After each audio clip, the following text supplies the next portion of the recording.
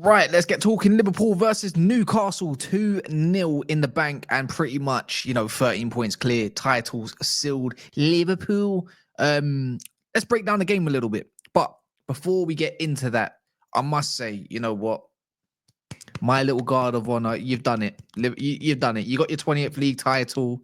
Amazing. I think last video I was looking a little bit down, a little bit salty, but when reality sets in, we got to move on. We got to let bygones be bygones. You deserve it. You've won. It is what it is. It might not be official just yet, but we can't just sit here and say that Liverpool haven't deserved not only just this win tonight, but the league title alone. They have been the best in the league, pretty much one of the best teams in the world. Got to big up Arne Slot for his tactics. Even tonight, he was even on the touchline. It was, I believe it was it Heitinger? That's his assistant coach, isn't it? Is that his assistant coach? I'm pretty sure it is. Just making sure it is. So yeah, and Liverpool just done what they do best and win at Anfield as well. So for me, cracks are showing type talk. Look, away from all of that, I'm not here to say like the tune were anything garbage, crap, because I just feel like the quality was it was there. No Isak. No, don't get me wrong. I know that Connor Bradley's out as well, maybe a couple others. I think Tyler Morton's injured. But I know, with Newcastle and all them lot, no Isak and Botman. That's the only way I see them going to Anfield having a chance. You don't really find them winning there a lot either. So if we want to break it down and strip it back and look for what it is, they don't really travel that well when it comes to Anfield. But today, it's just momentum's carrying on. When it does come to the tune, and I'm not making an excuse that because this is what the situation is, this is why Liverpool won. Recently, the tune lot, they haven't exactly traveled well. And I feel like that was taken full advantage of, a little bit similar to when they traveled to the Etihad, kind of the same situations. And you know what?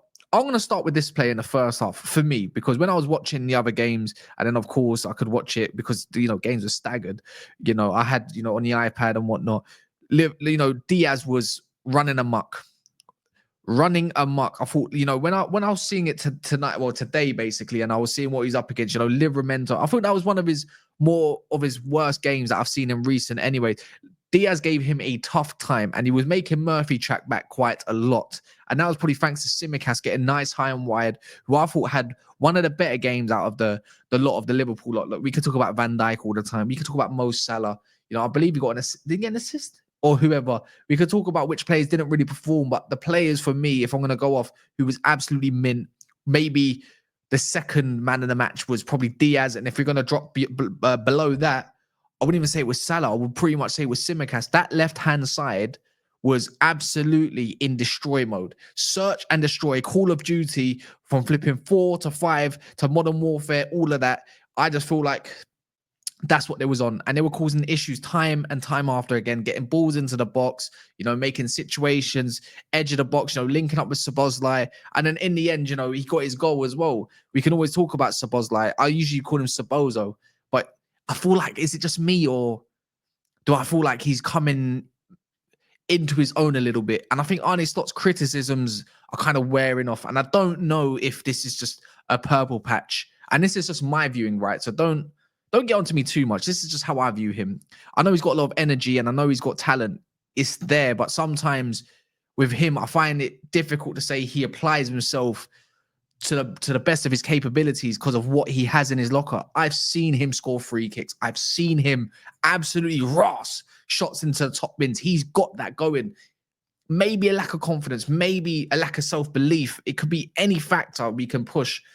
But today he showed why he's in this side and why he's pivotal and why he's vital to this team, especially when you want a surgence to, to go and win this Premier League title, the second one in the last 5 years even. So you look at that and I feel like he can hold his head up high, and then off of that, he can actually give the ball something to think about. There was rumors of him leaving alongside Darwin Nunez and that, and right now he's showing like, this is my space. This is my position. I'm here to stay a little bit. I don't really want to do recency bias too tough, but with him, someone I've heavily disrespected, by the way, and I feel like some forms of criticisms have been warranted. Sure. But when the goals are not coming from the Mo Salahs, maybe the Diogo Jota's when he's fit, even though he played today, he wasn't all that, and whatnot.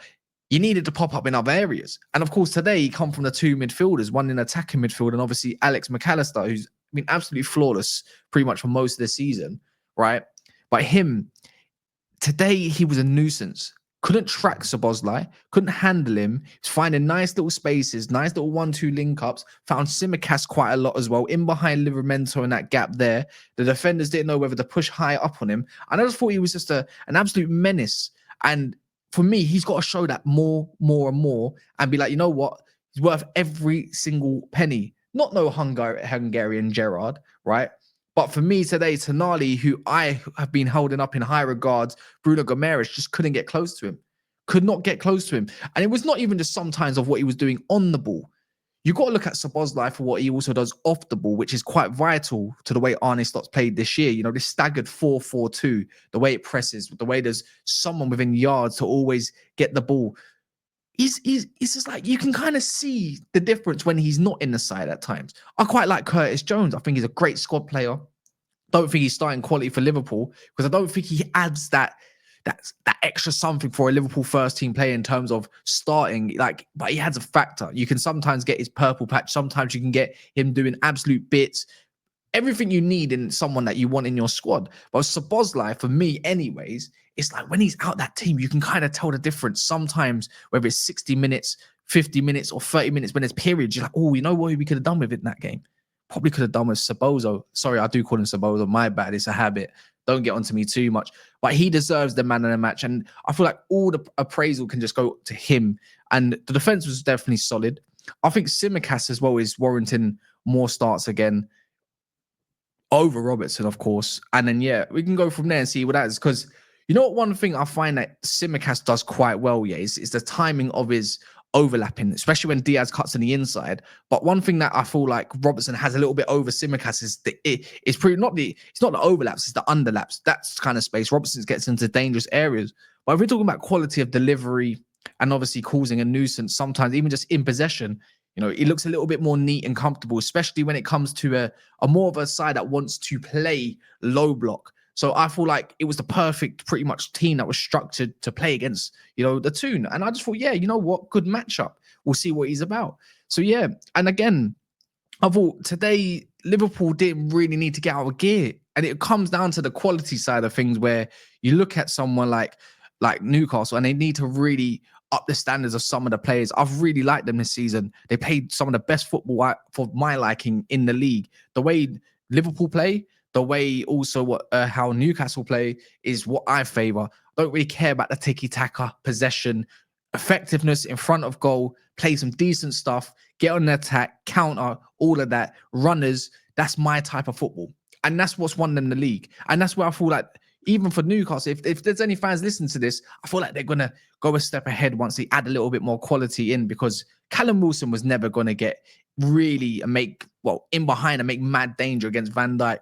I believe, if I remember, he did miss quite a good chance in the game, but beyond that, it was pretty much lackluster.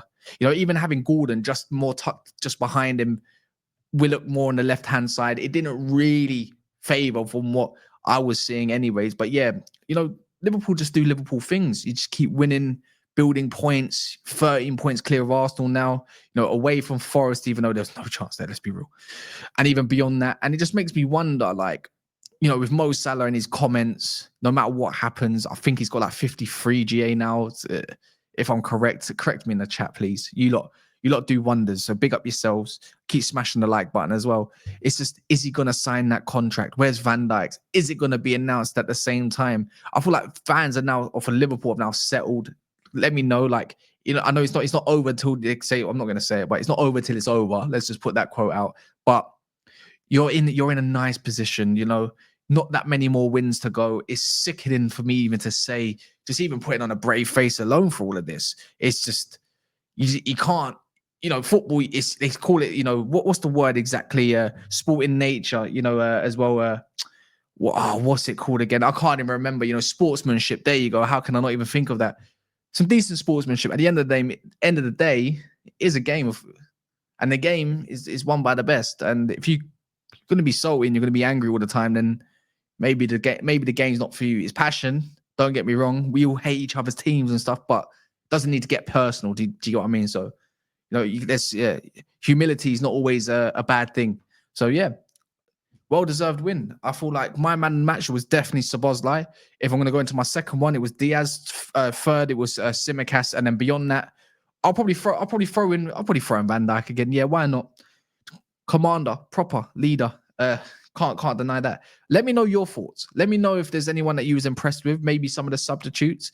I thought, you know what?